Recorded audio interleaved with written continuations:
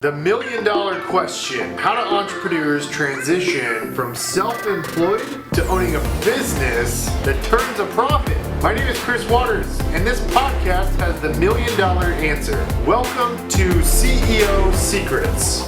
Hey guys, it's your host, Chris Waters of CEO Secrets. I am with Jordan Franklin today, the CEO of Stratice, a IT staffing firm, and Jordan ended up at number 271 on the Inc. 500 list as one of the fastest growing private companies in the United States. Jordan, welcome to CEO Secrets. How are you? Hey, good. How are you? I'm doing good. Well, you got to let us in on the secret. 103% growth, number 271 on the list. What were you doing on the lead generation side to bring on that number of clients? I think it's all about your team, right? Like who you surround yourself with, but also how you network. I tell everyone I don't like to sit next to people I know, and I also don't like to sleep on planes. So I'm that person that bugs you and talks to you the whole time. So, building your network and really working it to build your net worth, right? So really working through that and making sure that you're always kind of selling and talking about what you love and what you do and really working towards your goals, right? I think that there's a lot to that too. I truly love what I do, and I kind of comes out and I always talk about it. My husband says that it's my party trick. I walk in and I'm like, "Hi, I'm Jordan. What do you do?" And since we're in staffing, I have to know what every single person does. Yeah. And it's maybe not the most fun party trick, but hey, it works, right? Did you do anything on the paid side? Were you spending any money advertising, PR, PPC, Facebook ads, like anything on that front? Yeah. So we work with a company out of Alabama. They're Dogwood. They do some of our social and stuff like that, but that's really all. A lot of the stuff that we do is really grassroots. We do social, Instagram, Facebook, that kind of stuff, but we don't boost a lot of our jobs and stuff. We go out and try to find passive candidates because we're trying to fill positions. A lot of the times companies don't come to us if they can go ahead and post their jobs for themselves and find them. They're coming to us when they haven't had candidates go to their job postings. So we're the ones going out there and really actively finding the candidates and searching for them. So not a whole lot of marketing on our side, but a lot of legwork. That's impressive. So no paid ads, all organic reach, essentially through networking. Yeah. Are you going to like major conferences, being on panels, like what? So I have just now started this year. My resolution was to accept podcasts. I turned down 27 podcasts last year. Wow. So that was my New Year's resolution because I despise speaking. And 2 years ago, my New Year's resolution was to accept speaking engagements. So I included podcasts this year. So yes, I'm accepting all of those kind of things and everything now. But no, last year we didn't do a whole lot of that either. And we're going to be launching a podcast too, so that we can kind of get that out a little bit more. But we do a lot of networking events. Like you said, we do a tech at night. Due to COVID, that kind of got shut down. We also go to a couple of conferences. We probably attend about 5-10 conferences a year, but a lot of it is literally hitting the phones, talking to people, going out to local events within, we have 3 locations: Northwest Arkansas, Montgomery, Alabama, and then Little Rock, Arkansas. And so we go out to networking events within those communities and communicate through there, and then stay in contact with the people that we've made contact with at different conferences and things like that. What are the big conferences you go to? So we do a lot of state, local, and education staffing. So we do a conference called NASTD, National Association of State Technology Directors. We do Tech Serve, which is a technical staffing conference. We do ASA, which is staffing conference as well. We also do a Medicaid conference. And then we go to a lot of different tech conferences all around the US, just to make sure that we're in with all of the IT side of the house. So we staff mainly IT. We also do automation engineering, and we're starting to going to those as well, like women in engineering and all of those kind of conferences too. Our big push this year would be to go to like the Fortinet conference in California. And that's a huge IT conference. So those kind of things. Who goes to these tech staffing conferences? Oh, so tech staffing conference is weird for us, right? So that means that they're trying to sell to us. Mm-hmm. That's not my shindig. I like being the one selling. So they're trying to sell to us like, this is how you should do it. This is what you should do. And so we are the ones being sold to. So you got like Bullhorn or like all these other Daxtra and all these other different kind of companies that are coming in and saying, hey, we've got this ATS, or we've got this new way to do a resume, or this can automate this portion of staffing and that kind of thing, right? And they call it the digital stack, right? So like, what kind of digital products can we stack on top of each other within your IT for a staffing company to make it more efficient or quicker, to make us get the candidates to the clients faster, right? So that's those kind of conferences. So that would be like TechServe or ASA would be both of those. And then also at TechServe and ASA, they do certifications so that we can send our recruiters, right? Because there's no actual degree in recruitment, right? Like nobody wakes up when they're 5 and says, you know what? I'm just going to be a recruiter when I get older. That's what I'm going to do. I'm just going to call people all day long, and I'm going to be a matchmaker, and I'm going to put them into jobs. Nobody does that. And so they do certifications for our internal employees too. So it kind of says, okay, this is how you can run a staffing company. This is how you run it efficiently and those kind of things, right? And then the other conferences we go to would be more on the IT side of the house, where we get to learn what our clients are doing, where they're going, and really understand what kind of pipeline of candidates we really need to be having to supply the right talent to our clients. So those are more fun. Well, one thing I was curious about is what your org structure looked like. Can you share with that? What does that look like in a recruiting agency or staffing agency? Yeah, it's fairly simple, right? So we have someone over operations. So in our company, so me and my husband started Stratice. He made me a deal a long time ago that he would run all of the back office and I could do all of the sales and recruitment. And I have not wavered from that deal because I don't want to touch the back office. So he runs all of the back office. He does software, all of that. And that's his background is in IT.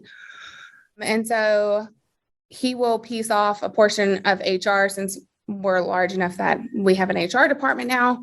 So he has an HR department. He has accounts payable, finance, all of that rolls up under operations.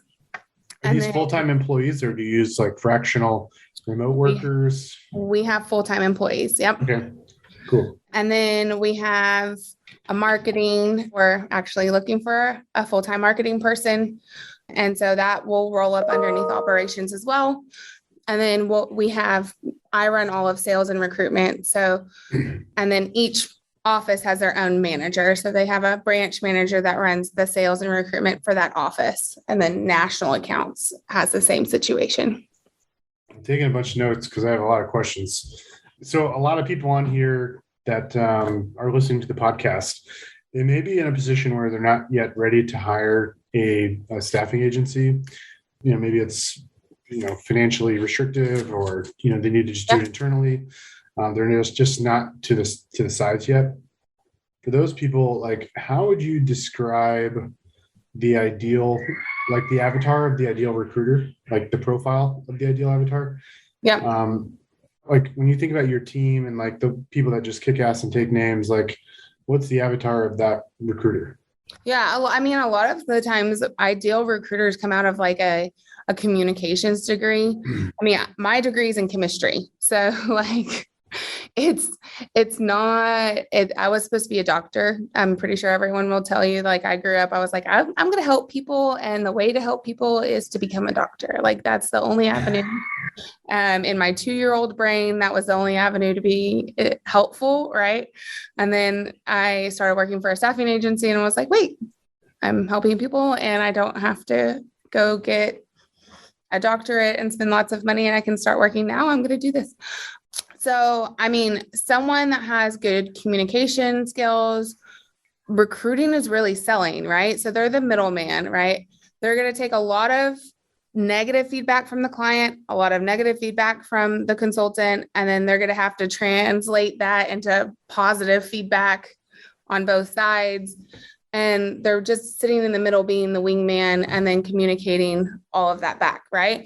So a lot of the times that comes from a communications degree, a PR degree, a marketing degree, someone like that are normally really turned into really good recruiters. Someone that can translate really, really well and communicate. So those types of people come out to be pretty good recruiters. I will say whenever a lot of startups don't have a lot of money, or even small businesses don't have a lot of money to use traditional staffing because it is expensive, but there's other avenues out there to kind of get around that. And we're launching a company called Gumption to kind of circumvent that as well. So there's other things out there that are, I think, on the horizon digitally, software wise, to start helping companies access that as well. Cool. What's like the day in the life of a recruiter look like? Like, are they like sending DMs on LinkedIn all day and then talking to folks on the phone? Like, what's the day? Yeah. So, I mean, a day in the life of a recruiter is taking a job order, really digging in. We have what we call intake calls. So we're not a traditional staffing company. Some large staffing companies take job orders in. They really just cycle through what the job order looks like. We get on the phone with the company. We take a 30-minute intake call. If the company won't take 30 minutes with us to do the intake call, we won't take the company on as a client. So if you don't put enough time into us, we can't put the time into you. And so we will sit down and go through the whole job order. What's your team makeup look like? Where are you going? What's your game plan? How are we going to get there? And we go through the whole thing. Our team sits in on that call. And, normally we don't take onesie, twosie positions. We're building out a team for that client. We go through all of that. And then, yeah, exactly. They're going to be sending out DMs, making for a certain amount of time. They time block their schedule, send out DMs, set up interviews, set up video calls, and submit candidates. So submitting candidates would be writing up write-ups, making sure their resumes look good, making sure everything's put in its right spot, and then submit that over to the salesperson. Salesperson reviews all of those and then gets them over to the client. If the salesperson questions or didn't sit in on the video interview, then the salesperson will circle back around with that candidate and set up another interview before they get sent over. So they get a job order, they do a consult call with the company to review the job order, start sending out DMs across LinkedIn, interview candidates, the ones they think are an ideal fit, they do a write-up, and then they share those write-ups with the client. Yeah. So DMs could go out across like so many different avenues, right? Not just LinkedIn, right? But essentially, yeah. What is the cost? Like if if someone's like, man, I need to go hire 20 people, like what's that cost structure look like? Yeah. So, I mean, you can go multiple different avenues. It really depends on what kind of thing they're looking for. So if they're looking to hire them all direct, then I would kind of steer them towards an RPO play, which is a recruitment process outsourcing, which is where we say, hey, we're going to just come in and we're going to fill all these positions for you. We're going to do a fee to open and a fee to close, and we're going to do it at a lower cost than what it would be just to direct hire. And then, but you still get them all directly hired, right? But that way we know they're exclusively ours and we're not having competition. Mm-hmm. And then if they're on contract, because let's just say you're a company that went out and won a big old contract that's only for a year, and you don't want to have to deal with letting them go after a year, and you want that to be on us, then it's just you tell me your budget and I manage my margin within that budget because you've already bid a certain number on that contract or that project, or you have an idea. So if it's an RPO, how do you bill for that? So if it's an RPO, normally we come up with a monthly fee or a percent to open and a percent to close. So national average right now is some companies are charging up to 35% for direct hire fee on the IT side of the house. We have not ever gone that high. And it's kind of like the car market, right? Where you go to a new car dealership and they're just charging crazy numbers because they can right now. But we're still around more like the 25% mark. So on an RPO, you're going to come in lower than 25% because you're saying, hey, here's your exclusive, right? Mm-hmm. So you're going to be like 7% to open and something like 12% to close, right? So you're going to be at like 19%. So you're going to be 6% less, but you're going to say, okay, here's 20 job orders and you're going to close all of these in X amount of time. So normally there's an SOW saying, here's your statement of work, here's your SLAs, and you've got to close all of these positions in 6 months, right? And when you reference these percentages, you're saying it's roughly you take their annual salary and multiply it by, call it 25%. And that's like your line item expense to find somebody. Yep. And it really depends on what staffing agency you talk to, if it's their annual salary or if it's their annual income. So like we charge based on salary, right? But there are some staffing agencies that will charge based on total compensation. So I've worked with a staffing agency personally that specializes in like executive type level leadership. Yep. And when we sent them orders for somebody that had an annual wage of less than 100,000 per year, they turned it down. Do you guys have any kind of like minimum? No, there are some companies out there that won't go anything less than 100,000. We don't have a minimum. We have a minimum on contract. So we don't want to have anyone out there on contract less than like 6 months, right? Mm-hmm. And that's purely because of insurances and things like that, because we offer benefits. We don't want people hopping on and hopping off.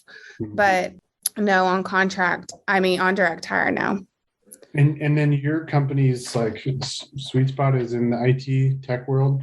Yeah. We have clients that we do HR and accounting for.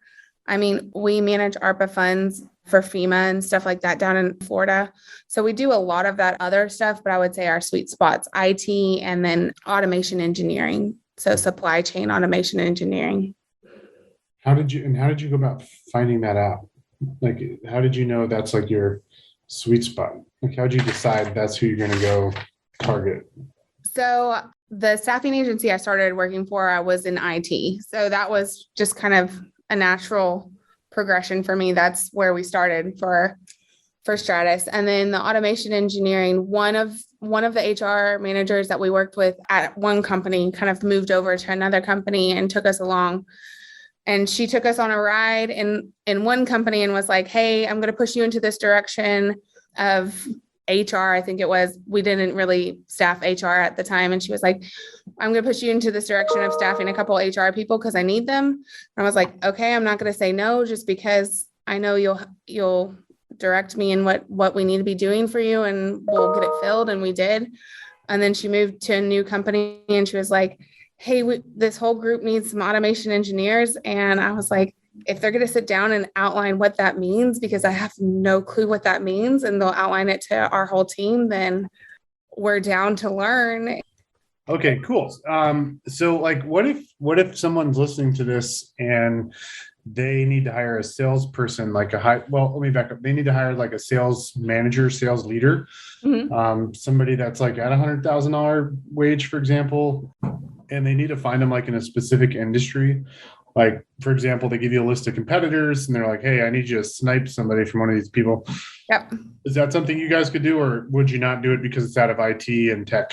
Nope. We've done that quite a few times, actually currently doing that right now. Had that call yesterday. What do you think is like the greatest secret to like sniping talent from your competition? Quite frankly, using a recruiter, because then they don't know it was you that did it. They don't know it was you that did it until the person posted on their LinkedIn, right? So if you're quiet about it and you don't post about it for a little while, then they don't really know where that person went. And I will say, I mean, that goes both ways, right? Like that's to your benefit when you're using it and to your detriment when they're using it, right? But yeah, I would say you can always snipe talent that way. I mean, that's one of the questions that we always ask in our intake call, like, who would you pull from? Like, what's your number one competitor and who's doing it best? And then also, do you have any non-competes where I can't pull from because I might be able to call them, but then they're going to go post it on their LinkedIn and you're going to get in trouble. So like, we've got to make sure that we're playing both sides of the fence. Yeah. Here's another like strategy question I have for you. So let's say you own a company, and you've got, lots of personnel on your team. What are like the things you can do to prevent your team from being stolen away by competitors that are using recruiters? Yeah. So actually we had one go to Amazon and one go to Facebook. So great question. I mean, I think we try to make sure that our team culture and like our team environment is really good. I will say that we try to provide as much opportunity for growth and for monetary growth as well as like personal growth and career growth as possible for our team. And that's 100% the way that we try to keep our team members here, right? And we try to make sure that we don't have too many recruiters so that there's not enough room for them to grow, but also not too few recruiters that they're just overwhelmed with job orders, right? Because recruiters are base plus commission. So the more commissions they make, the more they want to stay. Yep. So that's kind of how we function. But yeah, that's really been working. So I have seen tech companies that go in and create social media profiles and LinkedIn profiles on behalf of their employees. And I was kind of wondering, I was like, I wonder if they're doing that so that if they get pinged by competitors, right, they control the inbox. I mean, is that a good strategy, or is that just you're running around scared because your culture sucks and your people aren't growing? I mean, I think I personally think that's you're running around scared and your culture sucks. But I also think like you've really got to sit there and listen and understand what and where your people want to go, right? Like even just today, we are creating a new position within our organization, and we tell our people this all the time. I mean, large organizations can't do this, right? They can't move this quickly, but we tell our people this all the time. If you can make a case for yourself and you can show me where you can grow and that our company needs that position, I'm going to listen to you. And we had a person internally say, hey, I think we need an account manager that ties to a salesperson that sits in between the recruiters and the salesperson. That's not normal for a staffing agency to have someone like that. That's more like a software sales company, right? That has like a technical person that goes along with the salesperson to every meeting, right? And they made a really stinking good case for it. And I'm 100% down for having that position. I mean, if you show your employees that you're willing to listen and willing to help them grow within their own career, I think they're going to be willing to stay, right? You're going to be willing to invest in them, and they're going to be willing to invest in you. Look at this. Look at all these notes I've got here. Oh my God. 3 pages. When you reflect on all the job ads you guys have posted for however many companies, hundreds, whatever it is. Yeah. When you specifically look at the perks section for employees, what are some of the really creative things you notice companies are doing that is really effective, people actually appreciate, and it's something that's actually causing them to go, work for that company? I guess as an example, yeah, I've noticed unlimited PTO is a popular thing. And companies know that, well, if someone's going to be off for a month, we're probably going to fire them. So either they're tied in or not, but it's a great thing to put in your job ad. So what are the things where you're looking at it and you're like, man, that's brilliant. Yeah. What are the things you're seeing? Yeah. So first, we just went to unlimited PTO, and we're a performance-based company. So quite frankly, our answer to that was, if you're not performing and you're taking a lot of PTO, then that's your commissions. So I think unlimited PTO is 100% out there a lot, right? It's almost like not even smart. It's not even sniffed at right now, right? I will say some of the fun perks I've seen in Northwest Arkansas, right? Some of the companies are giving mountain bikes, which is a fun perk. They're making sure that their locations have like showers and things like that, because we have a lot of biking trails and everything all around. And I think that's cool to get their teams like engaged in the community. And I've seen like coffee cards. I've seen a lot of things like that. SHI was sending out Wine Wednesday boxes, or I don't think it was every Wednesday, but they were sending out happy hour boxes to some of their salespeople once a month. And I thought that was really cool. There's been a lot of really fun things that people have come up with. And I tell everyone, creative comp, especially for millennials and zennials, right, can really engage them. Ooh, did you say zillennials? Zennials? Zennials? Yeah. So Oh man, I'm learning something new here. I've never heard of this. Zennials. Oh the my group God. coming in after millennials. Zennials. How do you spell that? But I don't even know if I coined it, to tell you the truth. I've just decided that that's what they're called. Okay. You might want to see if you can make that term go viral on Twitter and Facebook and LinkedIn. We have probably like 10 new grads that work for us. And I'm like, you guys all function differently. Like they don't tick the same, like commissions and things like that. They're like, they'd rather something more stable, and they're just a little more reserved. And I'm like, all right, we're going to have to figure out what makes you tick. I got to figure out how you function. It makes sales difficult if you're looking for stability. Right. Exactly. Free bikes. Yeah. Unlimited PTO. Cool. So all good ideas. Well, and I also think a lot of them, I mean, obviously in the sales industry, but a lot of times, like incentives that are really cool are access to like your, what's it called? Like world travel, right? Like your travel agency for personal travel, or, hey, I'm going to give you $5,000 a year for your family travel, right? This doesn't have to be our travel, which a mid-sized company is going to have points or whatever, right? So that $5,000 might not be that big of a deal for that company, but for that person, that's a huge deal. Yeah. You know? So I've seen those come into play too, and funding HSA and those kind of things. How, like for the companies, do you recruit for any companies that have less than 50 employees and they don't provide insurance or 401k? I recruit for company, yes, and I convince those companies to leave them on me.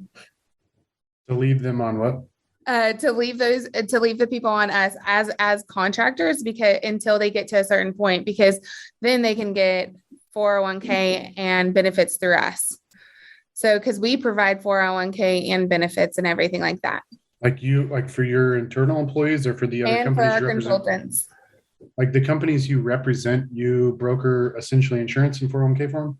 Yeah. So like if our person came and was on contract with you for a year or 2 years, right? Mm-hmm. We pay 50% of their health insurance. They get 2 weeks of PTO. They're treated just like an internal employee, and they're on W-2 with us. Yeah.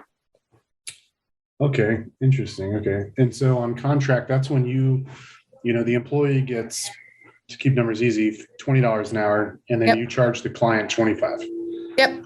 Yeah. And so, okay. And then the $5 you use to cover, profit for your company, for insurance, some of those other things. Yep. Like for people that have less than 50 employees, like one of the challenges I experienced with my company was we're a sales organization. So we have way more than 50 people in our organization, but we only have like 40 W-2 folks, but we have like 400 salespeople. Mm-hmm. So when we signed up for 401k and we signed up for health insurance, we were able to get 401k launched, but then we got audited and they said that we were not complying with the minimum number of employees that have to contribute to the 401k plan. And so we had to shut it down. Yep. And then on the insurance side, we couldn't even get it to launch because we didn't have a high enough percentage of people applying for insurance. So what do you do to overcome that?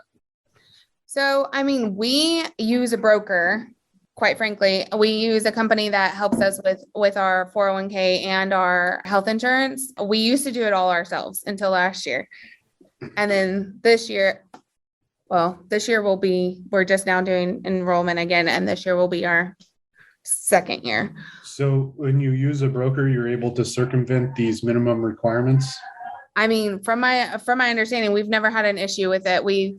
We have 28 that accepted it, and so that's not a large percentage of our contracting base that does our insurance. Do you like the 401k insurance broker? Mhm. Are they one and the same people? Yep. And can you share with the audience their information? Yeah. His name's Brett Good. He is in Northwest Arkansas, and his company is Henderson Phillips. And yeah, it would just be good at, and good is GOODE at hendersonphillips.com. Do you find most companies are paying for 100% of insurance, or are they paying for 50%? What's that look like? I find that most companies are paying between 50 to 100%. Yeah.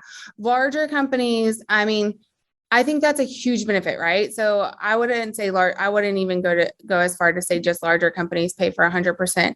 We pay for 50% for our consultants even, right? We're probably going to edit that for internal. But I would say there's a lot of companies that are going towards 100% of the employee for health insurance, but even there's some companies that are doing it just for the whole family. I'm just going to pay the whole insurance bill. So when someone says 100%, that's for the individual, not the whole family. A lot of the time it's just for the individual. Yep. But we've even seen clients say that, hey, listen, we're paying 100% of the insurance, but it's for the whole family. Yeah. Wow. That's huge. Yeah. We have one client that's at 100% of the insurance. They have 11% contributing on 401k. Their benefits package is insane. Holy cow. Yeah. 11% they contribute of their annual salary to 401k. 11%. What kind of company is this? And then they have a discretionary 9%. So they can go anywhere from 3 to 9% if they want to add more to it. And what kind of company is this? Pharmaceutical. Wow. Pharmaceutical drug company, huh? Yeah. Is that tied to the pharmaceutical? Is it a sales rep pharmaceutical sales rep, or? Nope. IT. Interesting. IT positions. Yeah, it's crazy. Wow. That's wild. Man, that makes it hard to compete for startups in the tech world. It's insane. What do you got to do if you're in a tech company that's bootstrapped? Well, but here's the thing. That's I tell everyone, when you're recruiting, you're really trying to find the right culture fit, right? So you can find the right resume, right? You could have Joe and Jamie, and they might have identical resumes, but Joe is perfect for a giant conglomerate, right? A huge company, while Jamie is going to fit in a startup because they want X, Y, and Z out of their day-to-day life. And the other person's going to work day in, day out and never go to sleep. So you just really have to figure out what culture is the culture of that person and what they really want, because are they money driven? Are they, going to climb the ladder? Are they going to relocate? What makes them tick? Mm-hmm. Because it's what makes them tick is where they're going to actually fit. Right. You've mentioned you've had multiple clients in Northwest Arkansas. Is that because you go to events and stuff locally? Do you have clients outside of Arkansas? Where's your? Oh, yeah. So we have clients all over the U.S. and then we also have a team in India. So we staff. What's your team in India do? They call and recruit and everything. So we have a team of 10 in India. They recruit U.S. positions. We also fill some India positions as well. Oh man, you just left out a huge secret I was asking you at the beginning. Oh my God. So we do.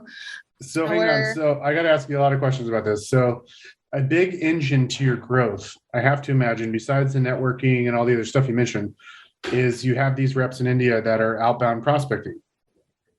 They don't. So are they just Are they just sending DMs all day and like warming up leads Nope. for your local people? They do warm up leads, right? So, Okay. but they also call. So they call and they set up interviews and everything, and they do the initial phone call. So it might be, hey, this is so and so. I work with Stratice. I found your resume, thought you'd be a great fit. I'd love to see if you'd be interested. Can I set up an interview time for you and my senior recruiter? How's the accent? I mean, it varies. We had this conversation today. It does vary. And I think, we're working on that over there too. It does vary. I think that there needs to be more of a pipeline, and we're going to work on maybe having them start. So the way we function here is we start as sourcers and they go to like junior recruiter and then senior recruiter. We're going to start that over there as well. And the sourcers will go through more of like a English intensive course. This is so funny. I was literally having a conversation with a guy last night that like he bought a building in India. He's got a small business, he's got like less than 50 people in his organization. And he bought a building in India and like started, building his team in India to outsource a lot of these very, redundant tasks. And, the Philippines was real popular, but apparently India is even cheaper than the Philippines. How did you go? Like, where are you posting job ads in India? And, like, what's that? What do the mechanics look like on that? So you're going to think this is crazy. So I live 2 blocks from the university, which means that obviously there's tailgating. Football is huge in the South. And I have twin 7-year-olds and a 4-year-old. So one of my 7-year-olds is a boy. And he was in our backyard. Tailgating is right next door to us. And he was out talking to one of the people in the backyard. And I promise this is a relevant story. And he was talking to one of the ladies and she was like, yeah, my brother lives in Hyderabad. And he comes running back into the house and he goes, Mom, hey, this lady outside said her brother lives in Hyderabad and owns a company there and has a building. And I was like, okay. And he goes, isn't that where our recruiters live? And I was like, it is. And he was like, okay, you need to come meet her. Of course, I listened to my 7-year-old and went outside and met her. And so we actually work with him. He's from Fayetteville. So his team works days in India and our team works nights. And so we split the building with them. And then he also has an HR portion to his team. And so he does some of the interviewing. His team does some of the interviewing for us over there and pre-screening and vetting.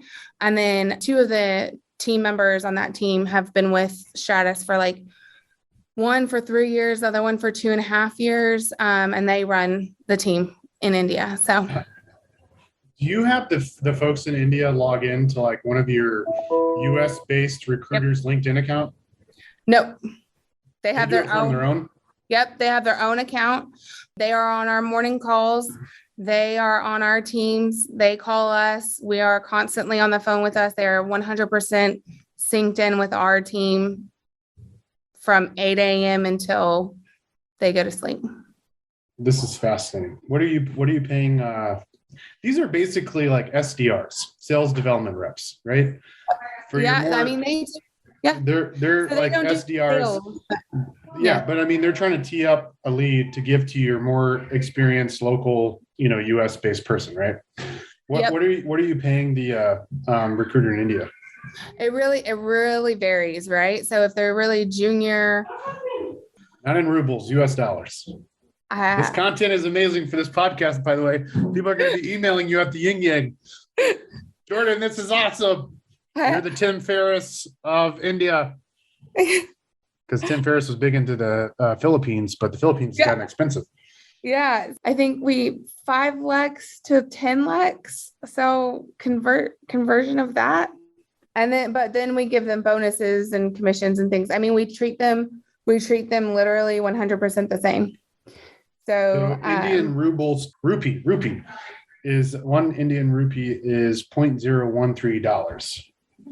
Yeah, but isn't a lakh like 1,000 or something like that, like 10,000? If you paid somebody 100,000 rupees, they would make $1,300 a month. Ooh, we're putting you on the spot, Jordan, live on CEO Secrets. Pressure's on. How much do they get paid per month? I think they get paid like between $200 and like $700 a month. Okay. So a junior person is 200 and a senior person is up to 700. Yeah, but so, and then you have to add like the HR and whatnot on top of it. So I think you're out like between 500 and like 1,000 a month. And 1,000's like the max, right? Cool. He's your manager. Okay, man, we have gone on a lot longer than we were supposed to, but that's okay. This has been amazing content. Let's finish it up. For people that want to learn more about getting your team's help to find talent, where should they go? So our website is mystratis.com. Stratis.com. Okay. Yep. And then we also have a Instagram and Facebook, Twitter. You can find us on all of those. And then we'll be launching Gumption as well. So that's the software platform. And that's just my-gumption.com as well. So that will be launching, and that's going to be our applicant tracking and client portal. So cool. Yeah. Jordan, thanks so much for joining CEO Secrets. Guys, go check out mystratis.com and hit up Jordan. Jordan, this has been unbelievable. You provided some amazing content. Guys, go check it out. One book I love as to close things out is a book called, I think, is it The Competitive Advantage? Yes. God, is that it? Yes. And Yes. It says the only difference between any tech company, the only difference is not your patents or any of this BS on like what you think makes you unique, but it's truly only the people. You're only as good as the people in your organization. So you're a key strategic partner for anybody, Jordan.